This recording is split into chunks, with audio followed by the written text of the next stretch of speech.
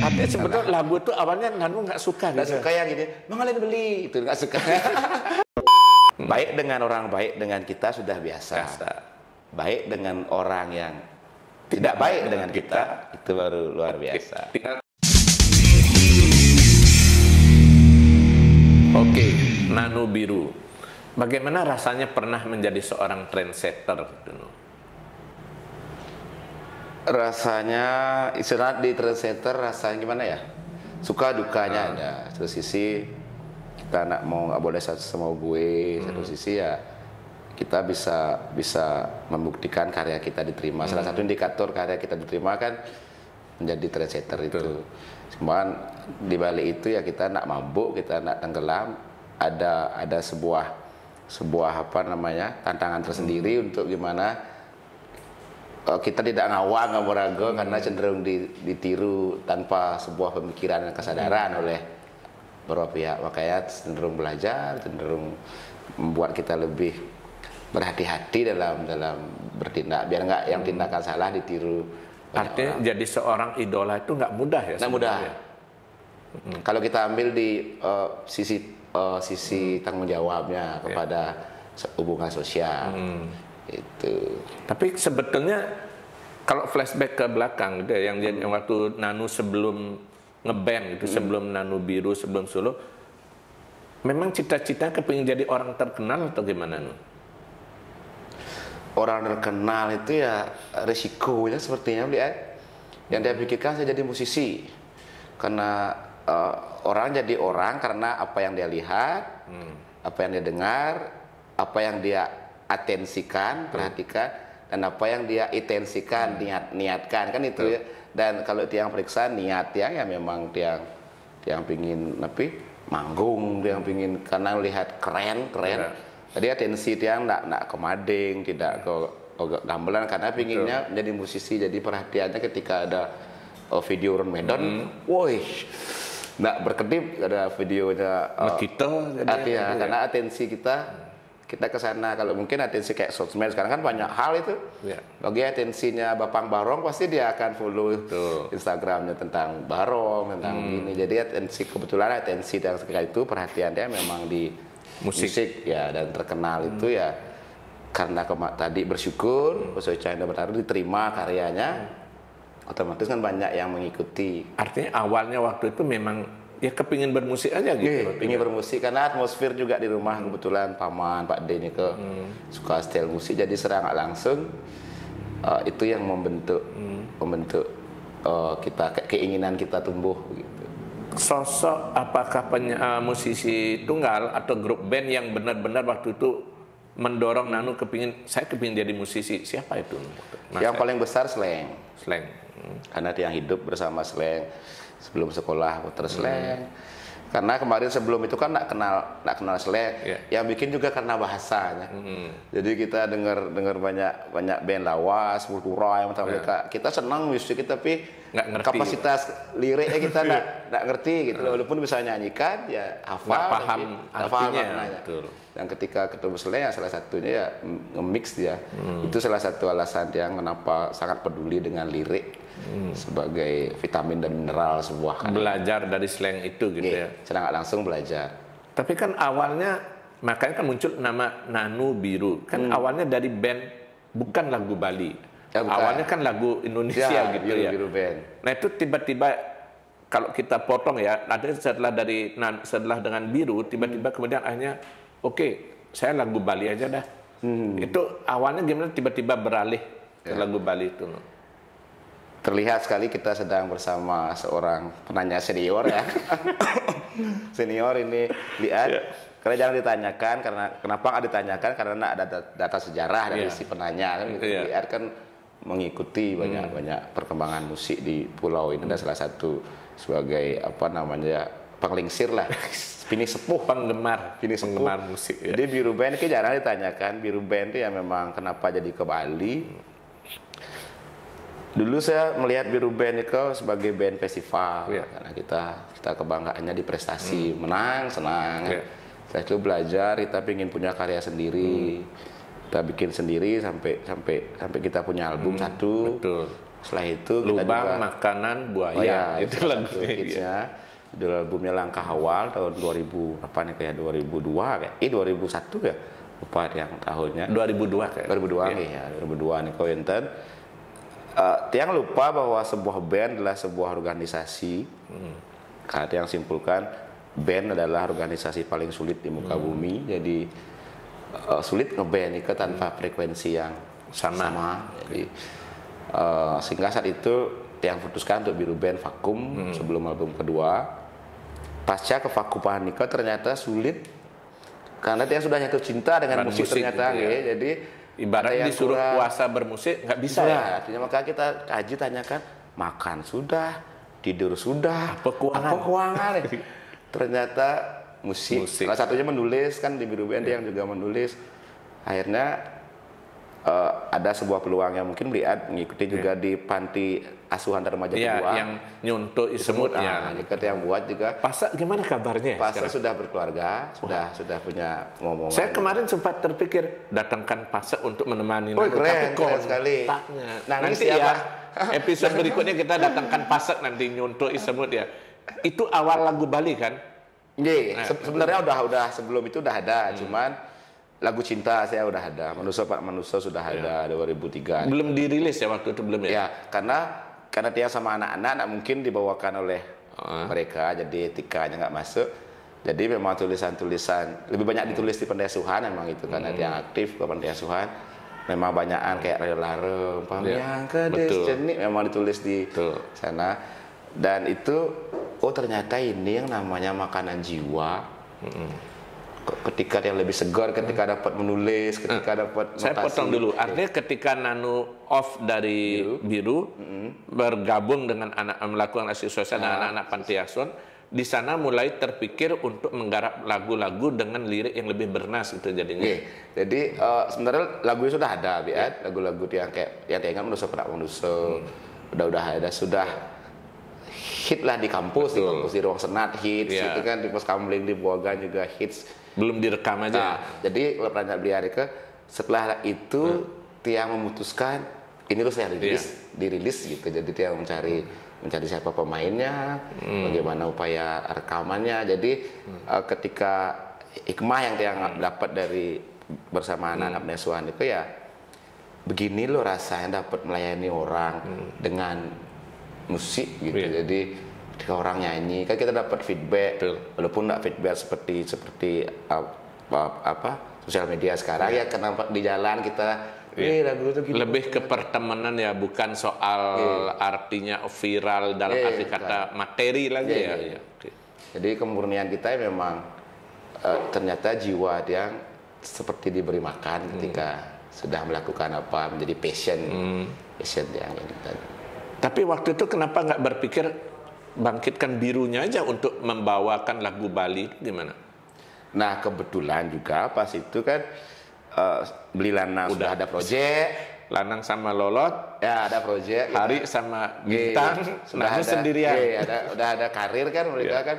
Jadi walaupun dia ada keinginan, cuma kan artinya sempat waktu itu kepingin lagu ini dirilis bersama Biru sempat ya. Dia lagu Indonesia banyak juga saat situ.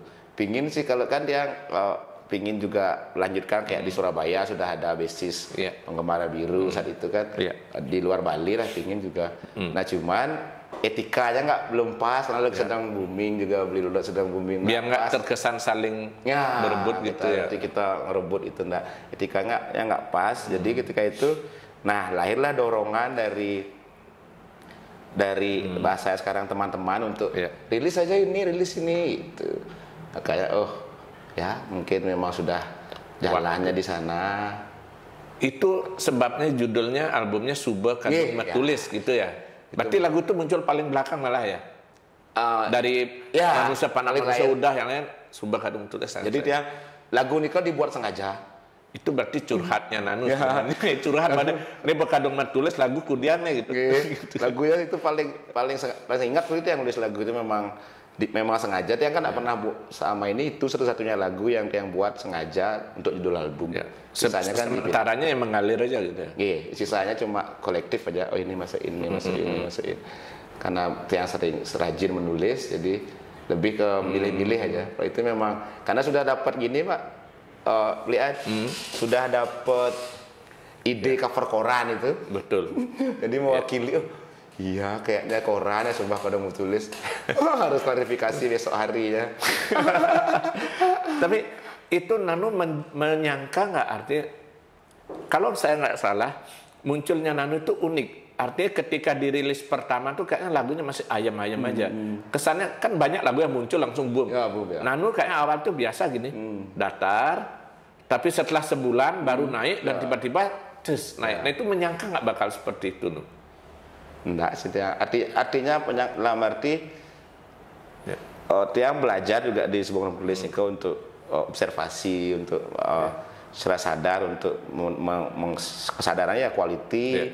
Perbedaan kita dengan yang lain, jadi diferensiasi, memang penuh kesadaran dan menyangka sudah, tapi ada keyakinan setelah ditambah doa juga, tambah restu orang tua, setelah dukungan banyak, muncullah seperti ini kan, tapi tidak jadi obsesi di bawah. Artinya Nano memang sudah paham bahwa tidak usah bersaing dengan Lolot sebenarnya siapa, tapi Nano biarlah jadi Nano apa adanya gitu ya jadinya. Makanya di bawah prakata sebuah tulis itu kan yang tulis bahwa ini dengan kerendahan hati bahwa sudah terlanjur ditulis, saya harus hadirkan, saya harus persembahkan ke masyarakat tanpa hadir sebagai sebuah saingan. Kan tulisan dari gitar tua berkarat. Memang gitar minjam itu nggak pakai nulis lagunya. Karena kenapa dia juga ada harapan kayaknya diterima. Karena kembali itu di ruang senat sudah hit, di Ghost Kamling sudah beli masih manusia gitu udah.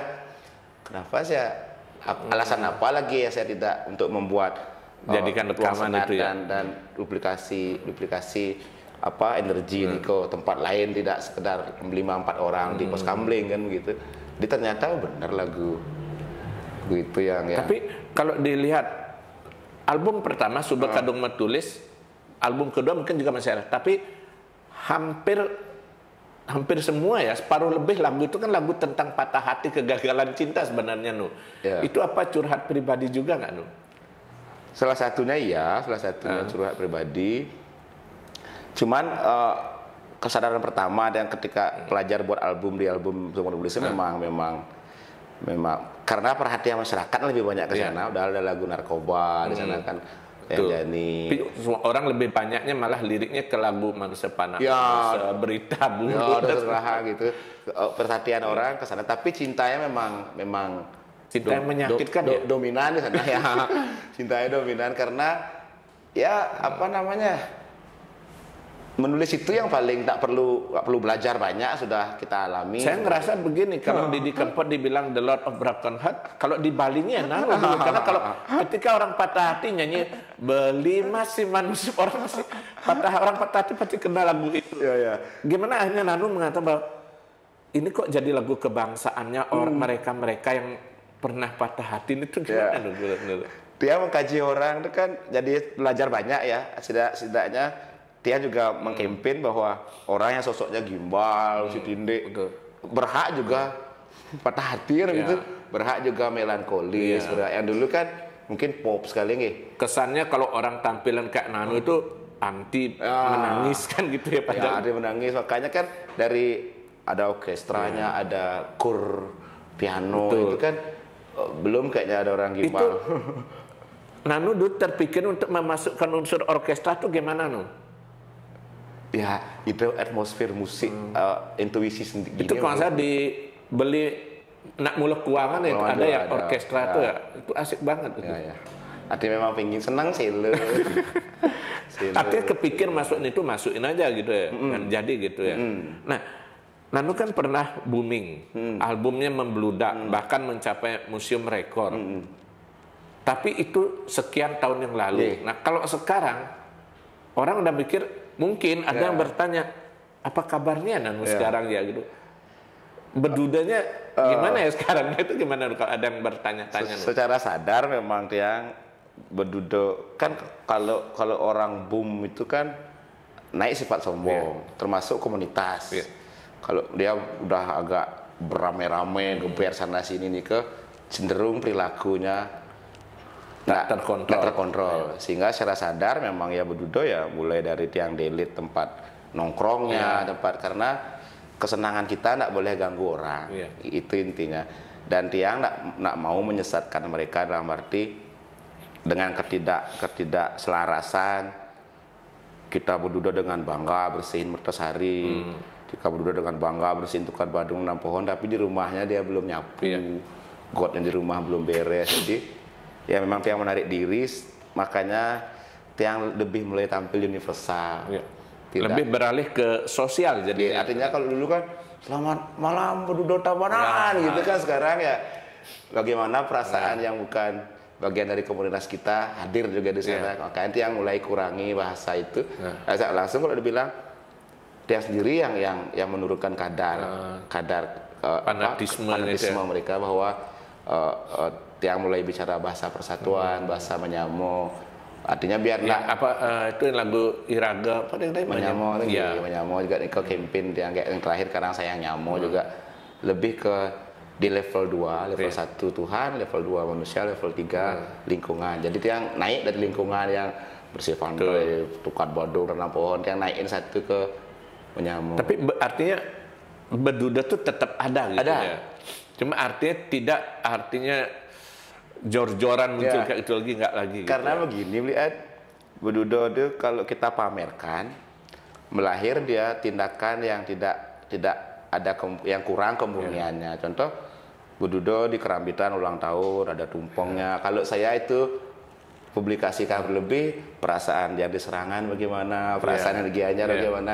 Yang notabene kalau kita push itu publish jadi sebuah kebiasaan bahwa setiap ulang tahun beduda harus ada kuetar harus, dan itu bedudanya ada banyak.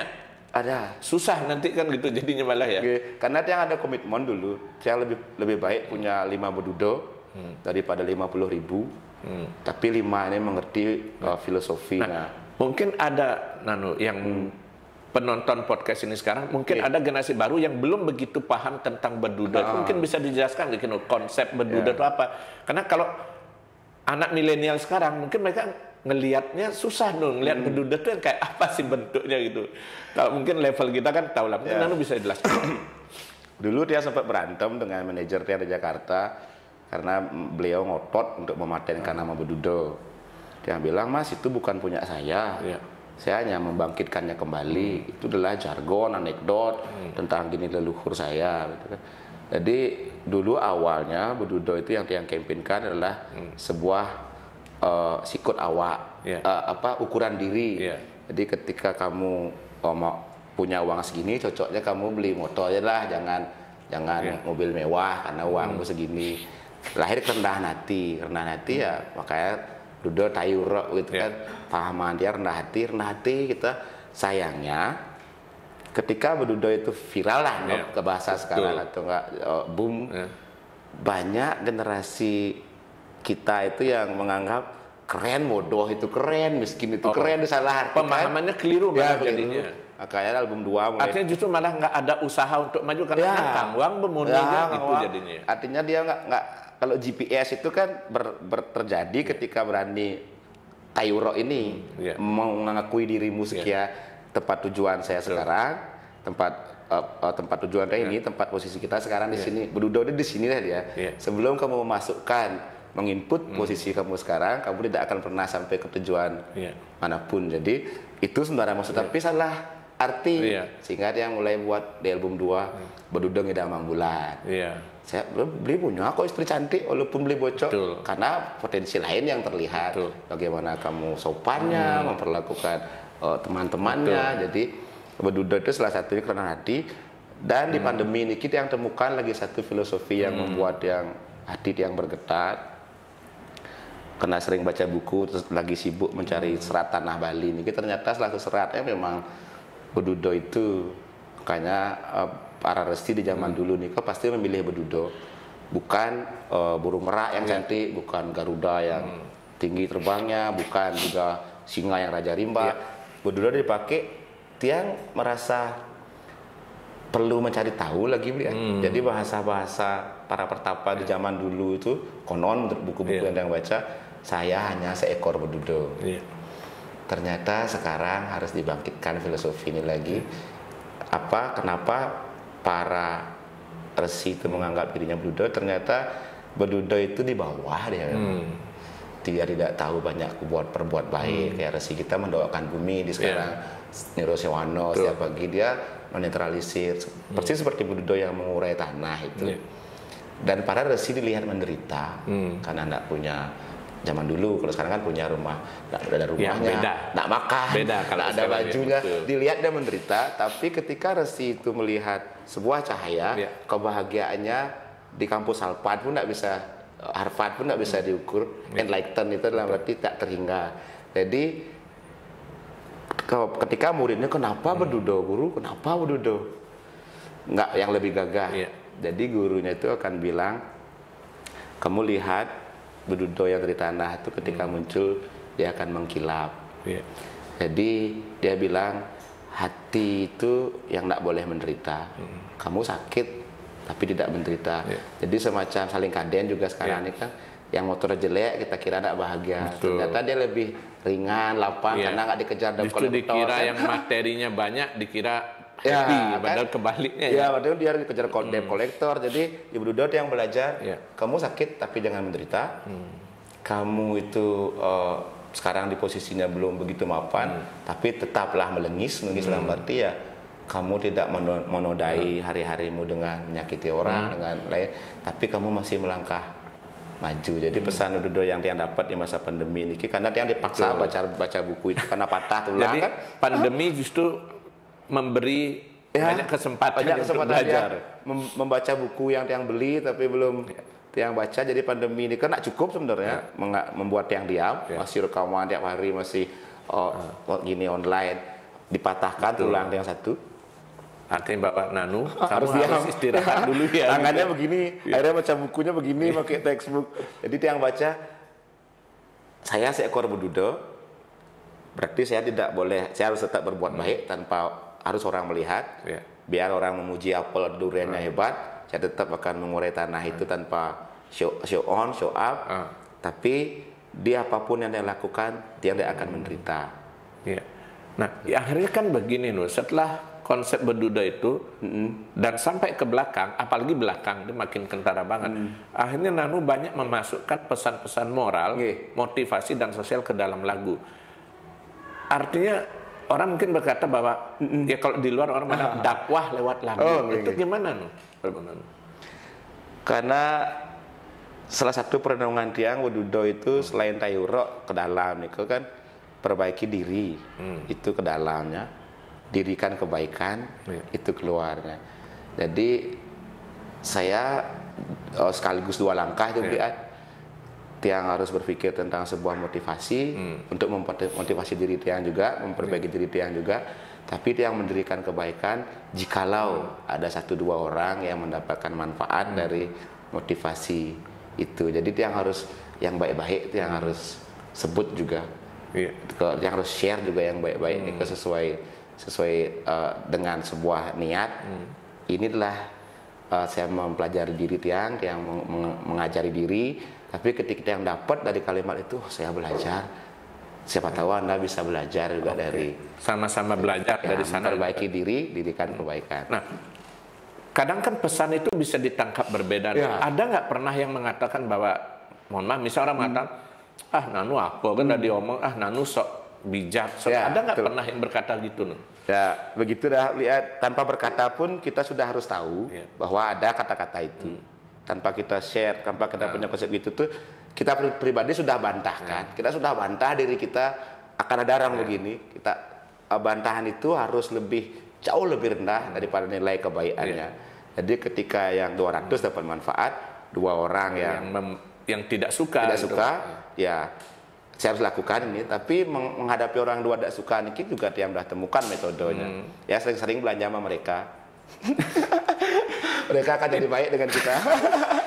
Artinya gini, bahwa tidak perlu memusuhi orang yang membenci kita, tapi justru bagaimana merangkul mereka, gitu ya berarti konsepnya. Baik dengan orang baik dengan kita sudah biasa. Baik dengan orang yang tidak baik dengan kita, itu baru luar biasa. Tinggal kita mau jadi orang biasa, apa mau jadi orang luar biasa kan gitu kan. Arah kita pasti luar biasa.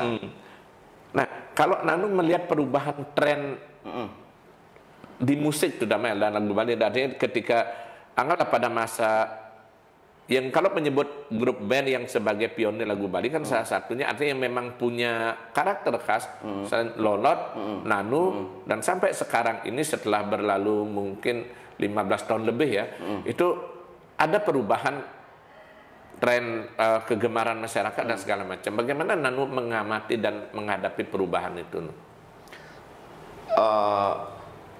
Orang tidak bahagia itu kan orang yang mengkhianati, yang tidak bisa menerima perubahan. Jadi alam itu ya sudah bisa mengatur seperti yang itu jadikan prinsip juga kayak tanah leluhur kita, kayak metode cakra manggilingan itu ya zaman ini berputar. Udah plot itu akan berputar zaman ini, dan itu tidak maju tidak mundur, karena maju mundurnya ada sisi-sisi lain. Betul. Teknologinya maju, mungkin kemanusiaannya mundur. Jadi yang berputar itu ya yang lihat, maka yang selalu latih diri untuk menghubungi artis baru yang boom. Saya harus ucapkan selamat, saya harus ucapkan semangat. Jadi itu bentuk yang berlatih tidak iri dengan generasi baru yang lebih boom. Nanu sendiri ada keinginan nggak, atau mungkin sudah malah artinya justru membuat kaderisasi, atau mungkin istilahnya Nanu juga mempublikasikan atau mengangkat penyanyi-penyanyi baru gitu? Ya. Sebenarnya mungkin kan bahasa sekarangnya OTW. Jadi yang sudah tumbuh kesadaran, lagu anak-anak masih kurang, lagu wanita yang bicara tentang jujur, istri yang jujur juga masih kurang. Nah mungkin kenapa dia bilang OTW, niatnya sudah dari dulu. OTW sekarang 2022 punya studio, karena fasilitas itu penting untuk mendukung keinginan, untuk mendatangkan penyanyi cewek dengan itu sebuah kelebihan penulis lagu kan. Saya pinjam mulutmu, saya pinjam mulutmu, saya pinjam mulutmu. Jadi termasuk lagu-lagu ABG yang Pak Jarina bilang yang patah hati itu kan stoknya banyak. Yang udah benda, masa saya nyanyikan lagu gini sih sekarang lagi, kan umur saya sudah begini. Tapi artinya Nanu ngerasa bahwa ya anak kos itu biar masa lalu lah, manusia manusia masa lalu lah. Sekarang Nanu ya lain lagi gitu berarti. Dia sebenarnya karena lebih suka begitu, lebih suka kayak lagunya Sayang Istri, karena saya udah beristri, lagunya tentang menyamuk yang sudah terjun yang ke adat, melihat masalah adat begini loh, masalah Banjar begini. Saya bicara tentang rumah tangga ya karena saatnya saya belajar rumah tangga, tidak belajar patah hati lagi. Jadi mencari esensi kenapa saya menikah. Akhirnya apa yang saya harus lihat dari pernikahan ini? Oh ini penyatuan dua orang, nah ternyata dua keluarga. Oh ini adalah membuktikan aku cinta padamu, ternyata enggak, ini janji suci. Jadi yang belajar filosofi itu buat lagu pernikahan 15, dipilih satu yang paling mukul tentang ini. Artinya walaupun mungkin Nanu tidak terlalu sering muncul di artinya secara publikasi atau lagunya mungkin tidak rutin banget lagu, tetapi stok lagu sebetulnya masih banyak gitu ya. Tiang banyak ya kan, rekaman dulu Tiang merasa setiap rekaman harus Tiang posting dulu begitu. Betul. Ternyata pekerja yang hebat ya bekerja dalam senyap. Makanya mengurangi pas proses, karena itu mengganggu konsentrasi loh Pak. Lihat ketika ngelihat gitar Gibson bagus, foto, upload, habis itu upload berapa sih udah yang like, yang ini kan. Tiang merasa kenapa Queen hebat ya, kenapa Zeppelin dan Zeppelin nulis Stairway to Heaven bisa begitu kan, karena mungkin gangguannya sedikit. Begitu ke studio ya sekarang banyak gangguan ya, gangguan banyak sekali dia. Makita kini gitu kan. Video call 30 menit habis pakai video call kan, itu kan mengurangi jam kerja yang di studio. Tapi kalau ditanya apa sebetulnya membuat Nanu tetap semangat untuk berkarya di musik sekarang ini? Apalagi kan setelah pandemi kemarin orang banyak berpikir bahwa kita harus memikirkan istilahnya payung-jakan yang lain, kan orang berpikir gitu. Yang membuat adalah konteks pelayanan. Saya melayani itu ternyata kebahagiaan dia yang dapat melayani orang. Itu satu. Kedua, dia juga punya prinsip ya selama dia masih ada kemurnian berkarya dan semangat melayani ya musisi tidak akan kelaparan, tidak akan kekurangan uang. Keyakinan itu harus tetap ada. Tetap ada, artinya saudara itu adalah aset, tidak hanya uang, aset. Karya adalah aset pelayanan. Seperti YouTube sekarang kita ngobrol di YouTube juga ditonton kan banyak orang. Itu pelayanan yang tidak bisa dilakukan pegawai bank. Ya. Kalau dukungan keluarga gimana terhadap aktivitas Nano sampai saat ini? Mungkin dari istri, mungkin bapak dan ibu dan segala macam. Ring satu yang frekuensinya sangat sama bahwa dalam hal apapun dia mendukung upaya dia yang berkarya dan melayani orang. Dalam hal apapun ketika di musik ini memang dukungannya dalam bahasa tetap berkarya apapun musim dan cuacanya, gitu sampai. Bisa lah, peseli aman pokoknya. Gitu, artinya tapi mungkin ya sudah mulai ke fasilitasnya, sudah mulai geraknya lain untuk mewujudkan fasilitas sebuah tempat yang regenerasi anak-anak, studio, anak-anak dan wanita itu harus bersuara sesuai porsinya dia. Artinya akan ada proyek lanjutan seperti Nyuntuk Isemut itu ya. Nyuntuk Isemut, Berdudawatinya. Iya, dulu Berdudawati sempat muncul sekali ya, festival atau apa kalau salah? Ya, dia di album yang dia ada muncul, manggung-manggung juga dulu. Kemarin kan kelemahannya keburu menikah mereka. Oke. Itu bedanya. Nah, yang ada menarik ini juga, kalau saya tanya, Nano kan mungkin ratusan lagu, mungkin 100 lagu lebih, apalagi sempat bikin triple album kan. Dari sekian lagu itu, ada nggak lagu yang sebetulnya Nano nggak kepingin nyanyiin itu, tapi justru ternyata lagu itu yang banyak disukai? Ada nggak? Ini yang belajar dari sebuah pandangan kita tentang lagu, bahwa lagu itu ya subjektif ya, objektif. Lagu yang paling saya ingat album 1 nih ke Dede, gitaris Tiang sampai tolong dong lagu terus masuk album. Nggak suka deh sama refnya, tapi teman-teman Dede ini di bulan dia suka, semua suka, harus masuk itu. Terus latihan lagi lagu itu, dan lagu itu Gumi Tanpa Mata Nai. GTMA yang sekarang jadi lagu wajib. Lagu wajib. Kayak sound feeling dia salah. Feeling dia salah terhadap apa yang orang sukai. Feeling dia. Artinya sebetulnya lagu itu awalnya Nano nggak suka. Nggak suka yang gini. Mengalir beli itu nggak suka. Notasi itu saya nggak suka. Benang jadi mengalir beli itu saya nggak suka. Kalau itu nggak bisa dirubah ya waktu itu ya. Ya sudah bingung nyari notasi beda ya karena sudah kawin sama teng tong tong teng isian ada itu sudah terlalu kawin deh sama musik yang digarap sama yang diaransemen sama Dede bisa Widura nih kan. Dan ternyata itu jadi gitu ya. Itu jadi, dan dia sudah di depan cermin sudah bergaya berita buruk hits ya. Panas kuping boleh nih. Dibawa ke Aji, klip pertama Gumi Tanpa Mata Nai malah gitu.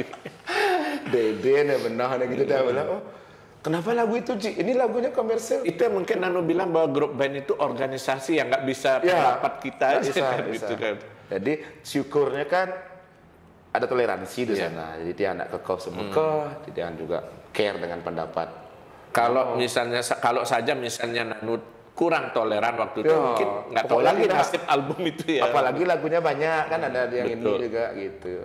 Tapi kalau lagu yang selain Gumi Tanpa Mata Nai, artinya lagu yang justru Nano nggak unggulkan, artinya pangelengkap gini karena mungkin buru-buru, tapi ternyata itu yang naik juga ada. Dia nggak pernah mau merilis apa yang dia nggak suka. Dalam arti tadi ini kan terpotongnya GTMA ini kan dia yang nggak suka, mengalir beli nggak suka.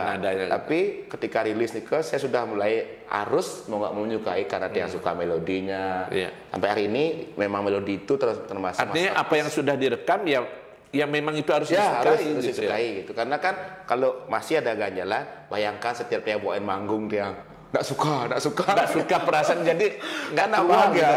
Kan ada grup band yang begitu, dia lagunya disukai publik tapi justru dia nggak suka dan nggak mau bawain itu. Dia harus menyukai. Ada yang band begitu kan. Sukai dulu sebelum kamu naik panggung kan begitu kan. Sulit dong kalau kita nggak bahagia. Berat kan jadi gitu kan. Nah kalau Nano ngeliat rencana ke depan apalagi selain studio rekaman tadi Berdudawati dan lagu Bali Anak-anak itu? Yang terdekat sebagai musisi tentunya album.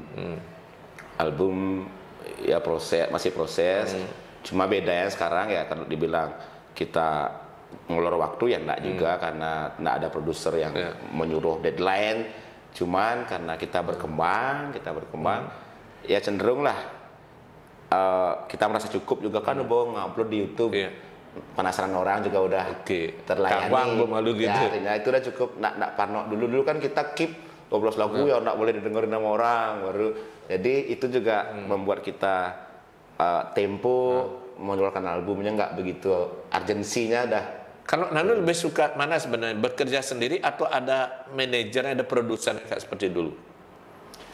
Berusaha menyukai apa yang ada, tapi dia pengen dulu juga. Artinya terbiasa begitu, sekarang harus terbiasa sendiri juga gitu berarti ya. Jadi intinya makanya bilang kalau kita bilang Cakra Manggilingan tadi nih kita berputar juga kira-kira, kadang-kadang kita pingin sendiri sama kayak yang 7 tahun nih tidak punya studio. 7 tahun nih yang penuh nikmati kebatuan rekaman Sanur justru dapat berkenalan dengan banyak arranger lain. 7 tahun nih yang rasa benar kan, tapi ketika ada anak-anak di rumah bagaimana caranya biar saya lebih banyak waktu dengan anak-anak.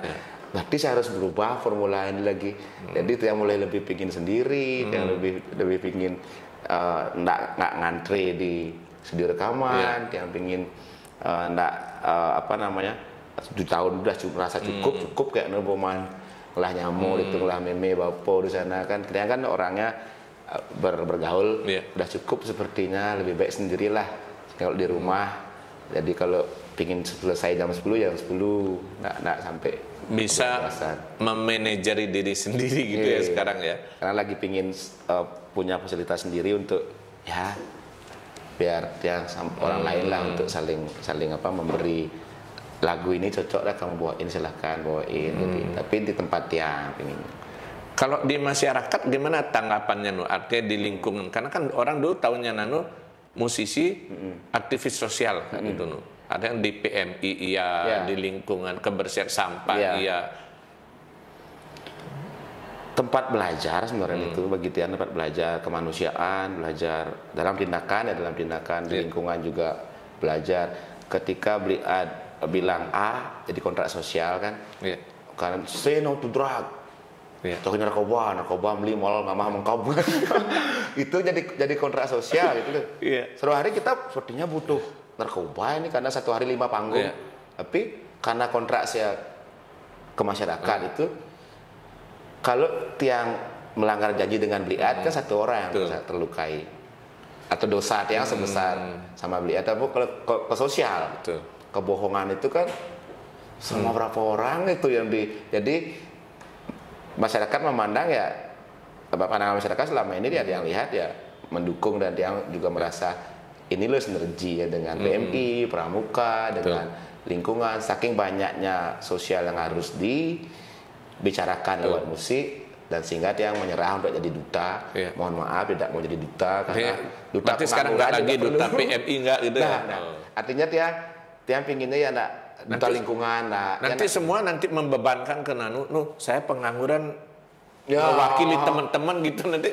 Artinya dia berat nanti. Dia walaupun harus punya kartu anggota atau gitu, dia tetap tapi tidak mau dimiliki satu golongan. Artinya bahwa Nano Biru sebagai figur Nano Baru itu milik semua penggemar yang masyarakat gitu ya. Oke. Nah yang terakhir, kalau Nano bisa mendeskripsikan dengan kalimat singkat barangkali apa yang sudah Nano dapatkan selama berkarir di musik dari sejak Nano band Biru sampai sekarang? Kesadaran Tian juga harus terus di musiknya kan, satu belajar, kedua membina persaudaraan, dan keempat berbagi. Itu ya hal-hal itu yang ada dapat. Kalau Tian belajar, yang dapat ilmu, membina persaudaraan, saya dapat saudara, dan berbagi tentunya saya dapat pahala kan. Jadi 3 hal itu menjadi sebuah prinsip lah Tian melangkah. Uang ada di dalamnya, dan kadang-kadang itu otomatis ketika pelayanan yang memberi manfaat, ya yang dibayar karena persaudaraan yang ngerti, yang tengah face bang ide face kan, lebih nih bayar dan nih ya sedang pandemi ini kan itu karena upaya membina persaudaraan. Artinya tidak melulu hanya materi kan gitu ya. Oke. Ya, jadi Itu yang dibilang Nanu bahwa kerjaan apapun sebetulnya kan seperti itu Yes, ya. betul. Ketika kita lakukan dengan tulus, Ya. ikhlas, kita akan menikmati dan uang juga akan Ya, ada di betul. dalamnya. Oke. Itu nggak perlu repot misalnya. Oke, menarik sekali obrolan sama Nanu dan sepertinya obrolan kita kali ini justru lebih banyak soal manfaat dan filosofi hidup nih ya. Hidup, iya. Tidak melulu hanya musik. Nanti kita tunggu karya Nanu yang berikutnya. Sengkara. Semoga tetap bisa menginspirasi ya. Nas doa Yuk. beliat. Salam cangkir kopi hangat. Langsung semua beliat. Yuk.